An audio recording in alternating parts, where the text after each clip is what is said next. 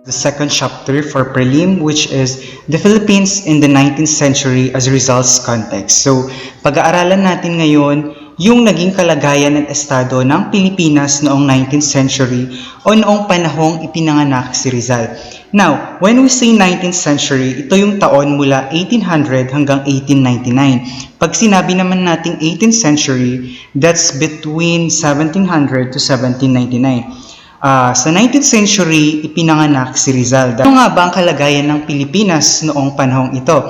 Our topics for this discussion covers the social structure, the political system, the educational system, and the economic development in the Philippines. Okay, Spain and the Philippines in Rizal's time.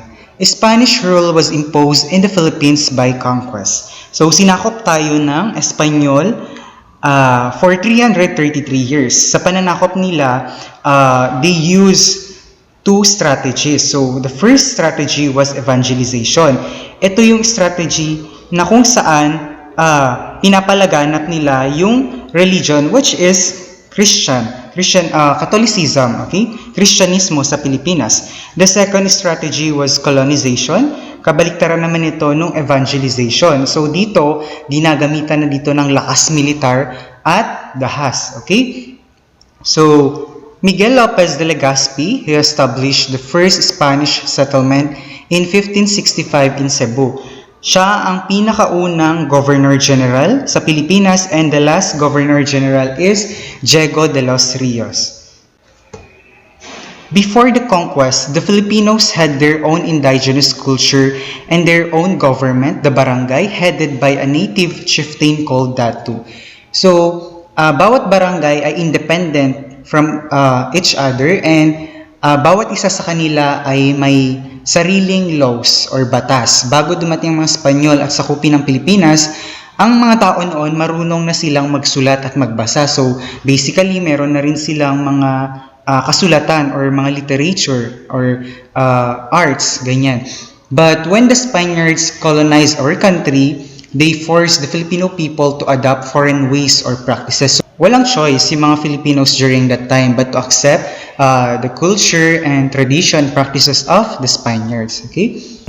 So, the Philippines became a colony of Spain and she belonged to the King of Spain. So, simula nung sinakop tayo ng mga Spanyol hanggang 1821, ang bansa natin ay pinamumunuan ng Viceroy of Mexico as the representative of the Spanish King. Okay? So, indirectly tayong pinamumunuan ng Spain sa pamamagitan ng Viceroy of Mexico. Ngayon, noong nakalaya ng Mexico sa Spain noong 1821, ang Pilipinas ay direkta ng pinamumunuan ng Espanya sa pamamagitan ng Governor General. Okay? So, directly na tayong pinamumunuan nung lumaya ng Mexico sa Spain.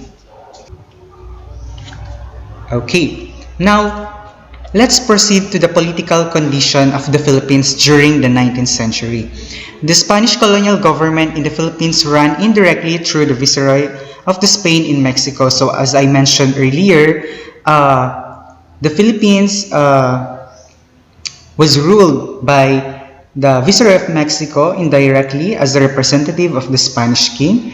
Okay, since the Spanish monarchy was able to colonize the big part of the world, ngayon, nag-assign ang Spanish government ng officer na magmamonitor sa mga colonies niya at saka sa mga nasakupan niya, at ito ang Viceroy of Mexico. So, our system of government was divided into four. We have the national government, the provincial government, the municipal government, and the barrio or the barangay government. Okay? Okay, so let's begin with the national government. The national government is headed by the Governor General.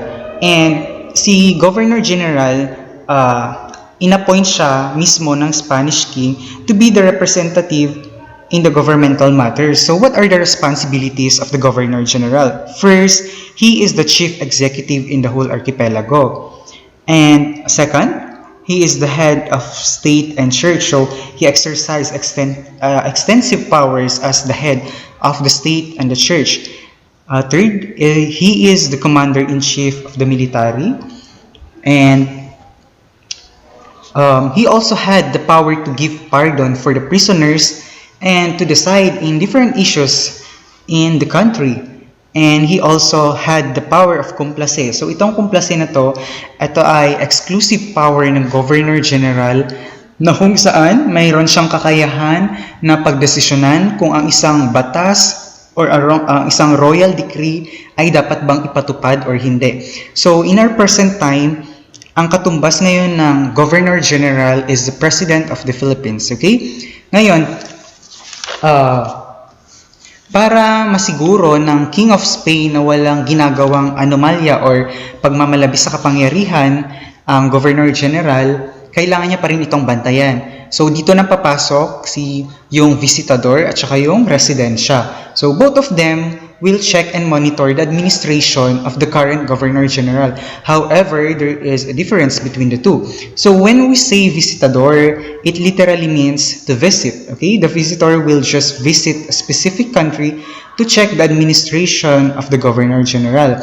While in residensya, okay, they are obliged to live in a certain country with the Governor General to observe him. So,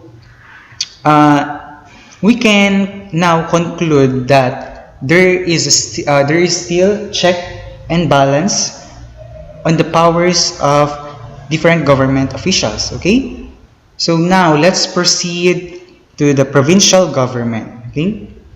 So the provincial government is headed by the Alcalde Mayor, or in our present time, ito yung provincial governor. Okay? The Alcalde Mayor is the head in the provincial level.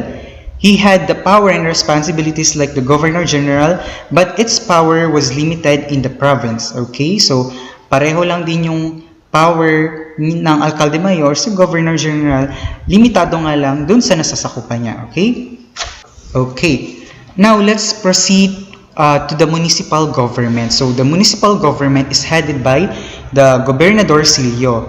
Okay? So his power and responsibilities was the same as the Governor General. However, his power was limited only in the town or pueblo. Okay? So ang Gobernador Silio, meron siyang power na tinatawag nating indulto de comercio. So ito yung power exclusively for the Gobernador Silio to engage in trading. So, pwede siya makipagkalakalan sa ibang tao. Okay? So, yan ang duties and responsibilities ng Gobernador Silio. Next, let's proceed to the barrio government. The barrio government is headed by the Cabeza de Barangay. He is the head of the barangay. Okay? And ang Gobernador Silio at Cabeza de Barangay, ito lang yung posisyon na maaring tanggapin at ibigay sa mga Pilipino during this period. Okay? Ang pinakamataas na pwedeng posisyon ng isang Pilipino ay Gobernador Silio. Okay? And ayan, nasabi dito na ang Gobernador Silio at Cabeza de Barangay ay ibibigay lamang sa Filipino male. Dapat 23 years old siya at may napag-aralan and meron siyang property of or meron siyang 500 pesos. Okay? Okay, now let's proceed to the supremacy of the friars over the colonial government. The different religious orders had the great contribution in the establishment of a Spanish colonial government in the country. So dahil malaki nga ang naging ambag ng religion sa Spanish colonial government, nangibabaw or nanaig yung tinatawag natin na Frilocracy sa Pilipinas. Ito yung pamumuno ng mga praile o ng mga pari sa government. Okay? So the friars, they could easily influence the Governor General. In effect, they become the rulers of municipalities and they were able to control the different aspects of the society like education, okay, the trading, the economy, okay. So ganun katindi yung kakayahan ng mga praile during this period, okay. Even the Governor General kaya nilang kontrolin or diktahan, okay. Now, the regular priests or Spanish priests were able to dominate the control in different parishes and had the power to get the parishes from the secular or the Filipino priests. Okay, from this point of view, we can already conclude that the superiority of the Spanish priest over the Filipino priest. Pag sinabi nating regular priest, sila yung mga Spanish priest, sila yung tinutukoy. At kapag secular priest naman yung ang binanggit, sila yung mga Filipino priest or yung mga pari natin, okay? And because of the supremacy of the friars over the colonial government, the enemy of the church will be considered as the enemy of the government as well, okay? So, kung sino yung tinuturing na kaaway or kalaban ng church, kaaway na din yun ng government, okay? And we can prove this by looking back on the case of Gomburza and Rizal, okay? Okay, now let's proceed to the abuses of the Spanish government officials. The excessive powers and privileges of the Governor-General made him weak and undisciplined. Okay, now because of the excessive powers and privileges given to the Governor-General, ito yung nagbigay sa kanya ng opportunity para maging maluho at maging abusive sa power niya, okay? So, ang ginagawa niya, he give rewards and gifts to his relatives and closest friends. And the worst thing about this is that he penalized or pinaparusahan niya yung mga taong hindi kontento or hindi nakokontento sa administration niya, okay? And from that, the Governor-General oftentimes lacked the moral strength to resist corruption. So even the corruption, hindi niya kayang malutasan. Okay? And during this period, hindi lang naman ang Governor-General ang corrupt. Even other government officials corrupt din. Okay? Next, the provincial government where the alcalde mayor was the administrator, judge, military commander, was the most corrupt branch of the government. Okay, so pag tinanong kung sino ang most corrupt government official during this period, the answer is the alcalde mayor. But when they ask what's the most corrupt branch of the government, it's the provincial government. Okay, why the alcalde mayor is the most corrupt government official during this period? Okay, because the alcalde mayor controlled the provincial trade. So itong si alcalde mayor, ganito ang ginagawa niya. Bibilhin niya lahat ng produkto ng tao, okay? Especially mga crops tulad ng rice. Sa murang halaga niya lang yun bibilin. And then ibebenta niya ulit ito pero sa mas mataas na presyo na, okay? So, another reason is kinokolekta niya lahat ng produkto ng mga tao para makumpleto niya yung kinakailangan niyang quota. Kasi may quota sila na dapat ma-meet, okay? And kahit na walang ani, pinipilit niya pa rin yung mga farmers na magbigay sa kanya ng products nila. Okay? And the worst thing about this is that kapag walang harvest or walang ibigay sa kanya na products, hindi niya bibigyan ngayon itong mga farmers ng mga seeds or ng mga pananim na itatanim nila sa susunod na planting. Okay? Okay. Now, let's proceed to corrupt Spanish officials.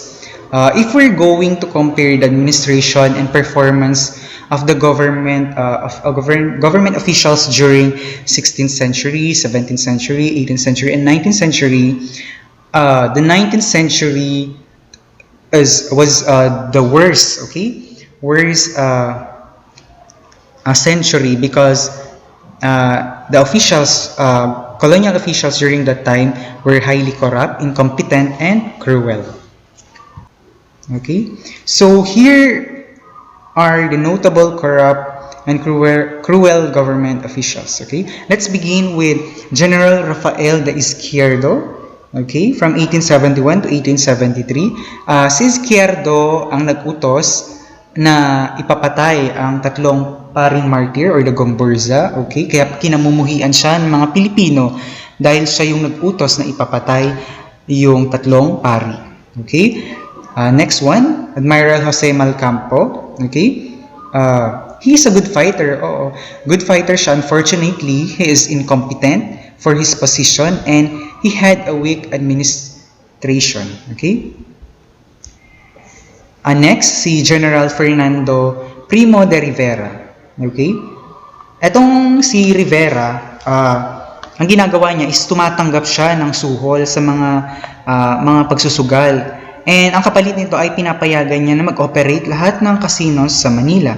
So, ayun. More on ano siya, suhol si De Rivera. Okay? Next, General Valeriano Whaler. Okay.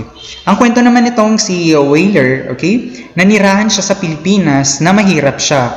Pagdating niya ng Spain, bigla na lang siyang yumaman. So, one-time billionaire si Whaler.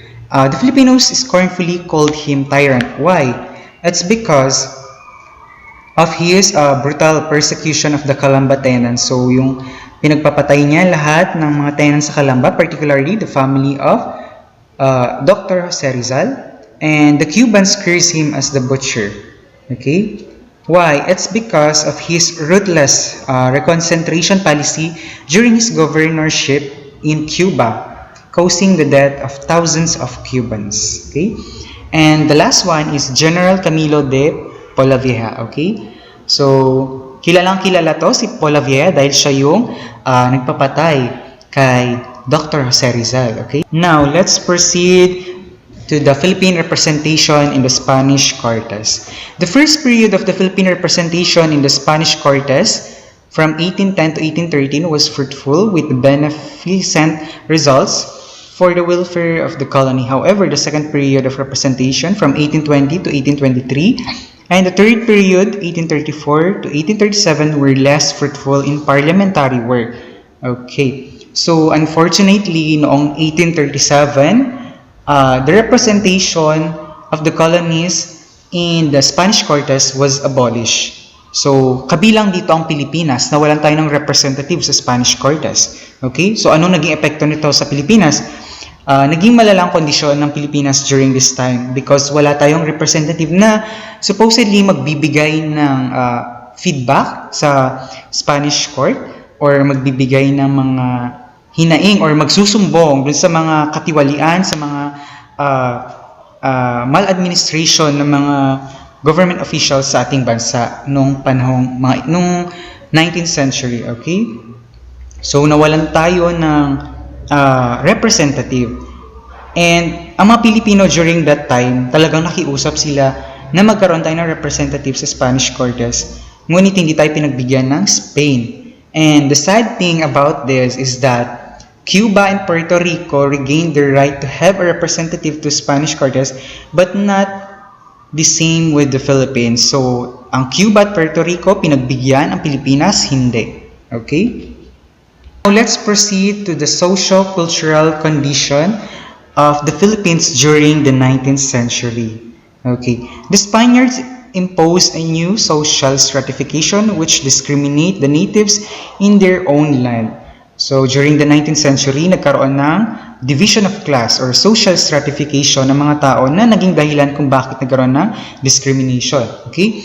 So, at the highest level or the top level, andyan ang Peninsulares, followed by Insulares, third class Creoles, and at the bottom level, ang Indios. Okay? So, ang Peninsulares, sila yung pinakamataas na class noong 19th century. Sila yung mga Spanish na ipinanganak sila sa Spain at tumira sila sa Pilipinas. So, ito yung mga mayayaman. Sila yung mga mayayaman na pumunta sa Pilipinas para magtayo ng business or magkaroon ng posisyon sa government. Okay? Sa Insulares naman, sila yung mga Spanish na dito na sa Pilipinas ipinanganak. Okay? And then, the third class, of course, the Creoles, sila yung mixed blood. Combination sila ng Spanish at Filipino. So, under na dito yung ilustrado or the well-educated Filipino.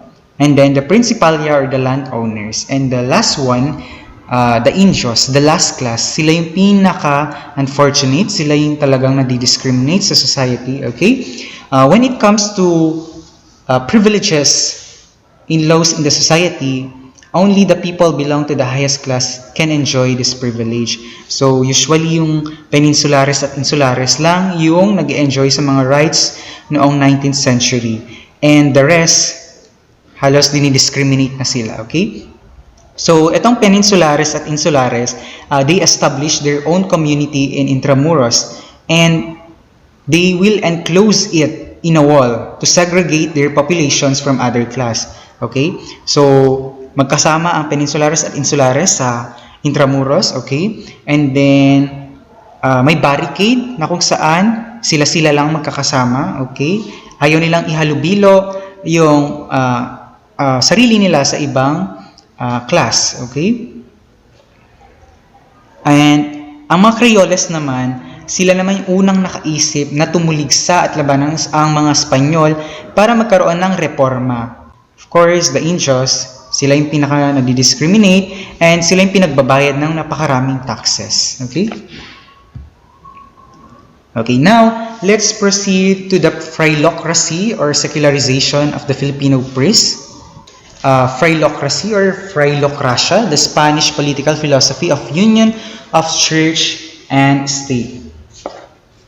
Before, meron tayong union of church and the state. However, during this time or in our present time, there is a separation of church and the state, okay? The friars, Augustinians, Dominicans, and Franciscans controlled the religious and educational life of the Philippines, and later in the 19th century, they came to acquire tremendous political power, influences, and riches. Okay, so the colonial authorities, from the Governor General down to the Alcalde Mayor, were under the control of the friars. So as we mentioned earlier, that even the friars or mga pari, they can even control or influence the Governor General. Ganun katindi yung kakayahan ng mga friars during the 19th century, okay? So almost every town in the archipelago except inlands was ruled by the friar. So kontrolado nila lahat, halos sila lahat ang may control sa Pilipinas, okay? So aside from priestly duties, the friar was the supervisor of the local elections, okay? That's number 1. The inspector of schools and taxes, number 2 yan. Then, the superintendent of public works, okay? And last one, the guardian of peace and order, okay? So, aside from that, a friar could also send a patriotic Filipino to jail or denounce him as a filibustero. So when we say filibustero, it's a traitor, okay? Traidor. Yan. He could send a patriotic Filipino to jail or denounce him as filibustero to be exiled to a distant place, ipatapon sa napakalayong lugar, or to be executed as an enemy of God, okay? So si Jose Rizal, Del Pilar, tapos si Jaina, and other Filipino reformists denounced the friars as the enemies of liberal reforms and modern progress in the Philippines, okay? So even our national heroes considered the friars as their enemy, okay?